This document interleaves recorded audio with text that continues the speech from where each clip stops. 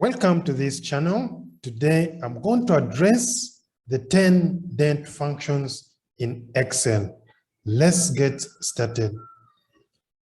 Today, if you want to get the date today, you say today, write today, and then enter. So this one gives us the current date, and today is 14th October 2021.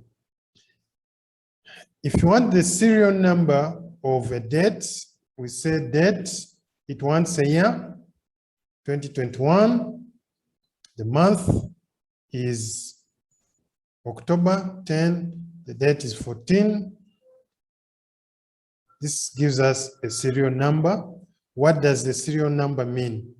Excel starts counting its dates from the midnight of 1st January 1900.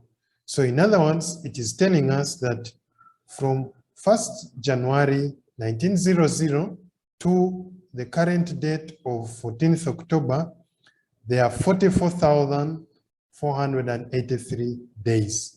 This serial date is important in Excel because, as you're going to see, we shall be using it. Next, if you want to get the day from the given date, we use day, then it takes the serial number. The serial number of this date is this one here.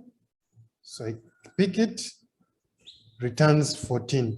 So in this date, it returns the date in this date. Next, if I want to return the month in a given date, I use that, then the serial number 10. So the month in this date is 10. Or I can say month like that. It is month 10 in this date. If I use this other date, like so, it is month 11. So if I want the year, I just say year, serial number, or this one here. So the year in this date is 2021. So next, I want to get the end of month. I have a date here, 14th of October. I want to get the end of this month. So the first argument is the start date, which is that. I've selected 14th October, the number of months after this date. If I want October, the end of October, the number of months between this date and end of October is 0. So I'll do 0. There you go. So the date for the end of the month, basing on the date I have, and I give it 0 months, will be this. If I say end of month, I give it a start date, and I want 1 month from this date, 1. I'll get the end of the month will be 30th November 2021. I hope you have got it. So end of month. This is the start date. Number of months after this date, I say 0. So I want to get end of October. Next is days based on a 360 days year. So this one calculates the difference between two days, assuming the year is made up of 360 days. So I'll say days, 360. The start date is that, 14th October 2021. The end date, I'm going to use this one. And I say, okay. So it tells me there are 29 days between this and this, based on a year with 365 days. Next, I'll get the date and time. If you want to get the date and time, the current date and time, I'll say now, like so. And it tells me today is 14th October 2021, and the time is 8:43 a.m. Next, I get the week there.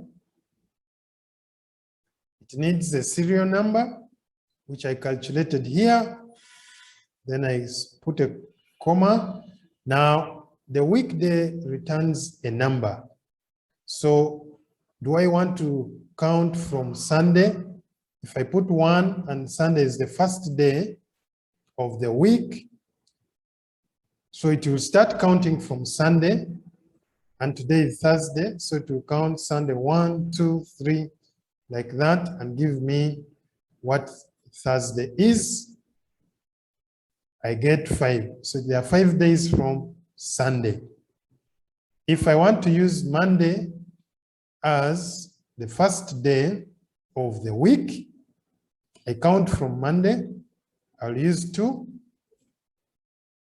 Like so, it tells me if Monday is the first, then Thursday, which is 14th October, will be the 4th day of the week. So this one returns the day of the week.